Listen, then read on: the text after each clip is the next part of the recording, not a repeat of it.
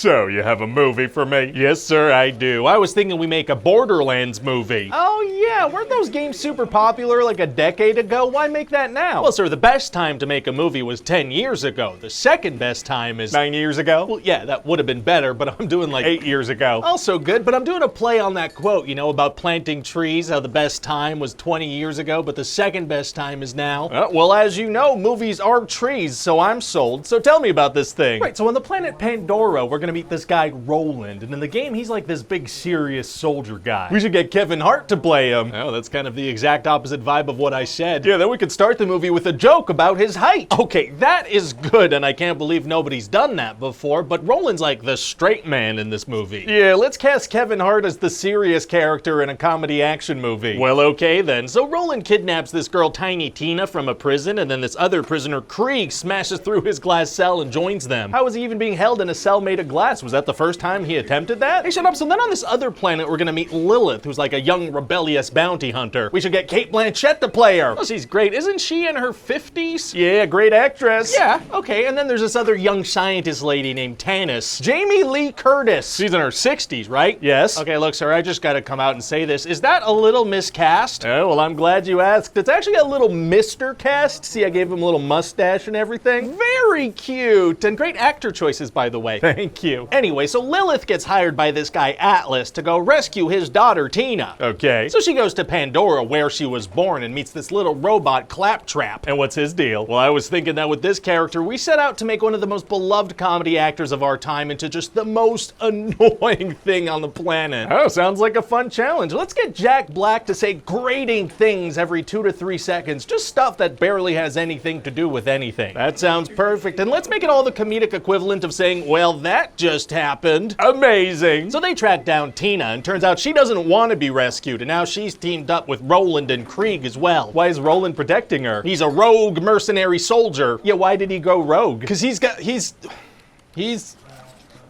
That stack of paper seems kinda thin. Yeah, to be honest, I had one of those frickin' meet cutes on the way here. What? You know when you bump into a girl and your papers go flying everywhere and then you make eye contact as you're both getting up? Did you forget to pick up all the papers? I always forget to pick up a bunch of the papers after meet cutes. Well, that's okay. We don't really need to know why the characters do what they do. Okay, thank goodness. So what happens now? Okay, well now they've all decided to protect Tina, and they're being pursued by Atlas's army led by this lady named Nox. Okay. So now we've got a fun team of outer space misfits, just like Guardians of the Galaxy. Oh, that's always fun. You see, the trick to a good Guardians of the Galaxy vibe is to make all the characters just kinda jerky. And make sure they have good, funny chemistry together, I guess. Whoa, easy there. I can't do both those things. Sorry. You're trying to get me to walk and chew gum at the same time over here, and I won't stand for it. I apologize. We'll just stick to one of those two things, whichever you think is the most important. The unlikable one. So they're gonna do funny stuff, you know, they're gonna drive through a field of urine. Pea fields are tight, so what are they trying to accomplish anyway? Oh, well, see, there's this vault that contains powerful,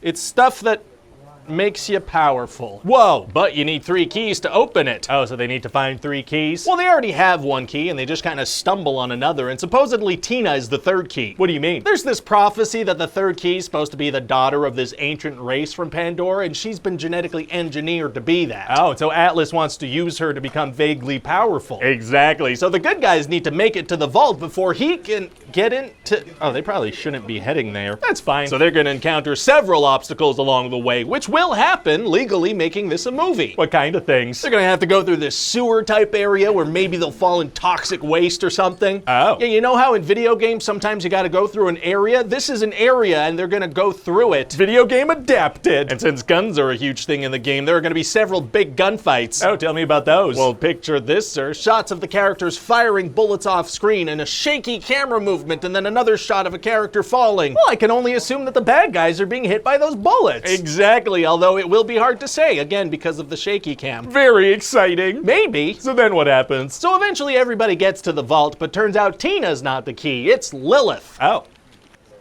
Which is a big twist. Oh! That's better. And then there's gonna be this moment where that lady Nox, she switches sides. How come? I'm not sure, but she's killed instantly. Oh. Okay, yeah, I mean, it doesn't really affect anything in any way, but there are worse ways to spend 30 seconds of screen time, I guess. So now Lilith has to defend everybody from Atlas's army. Is that gonna be hard to do? Actually, it's gonna be super easy. Barely an inconvenience. Oh, really? Yeah, because since she's the chosen one, she now turns into a big old firehawk and saves the day. Isn't that the power she has in the game? Yeah, so fans of the game won't be surprised and non-fans of the game won't know what that's about. Basically, yeah. Who is this movie for? Who is this movie for? Sir, I'll tell you who this movie's for. This movie's for that little boy who's a fan of Borderlands, and he's always wondered why there's no movie. But he's not such a fan that he knows all the stuff, because he'd get pretty mad about the weird decisions we're making, but he's aware, vaguely. He's got a vaguely positive feeling about Borderlands as a concept. And maybe that's enough to buy a ticket. That's who this movie's for. Wow. Well said. The thing is, I'm not sure that boy exists. Well, then we might be in some trouble here. Hi, this is Ryan George from The Thing You Just Watched. Please enjoy this slideshow from The Thing You Just Watched.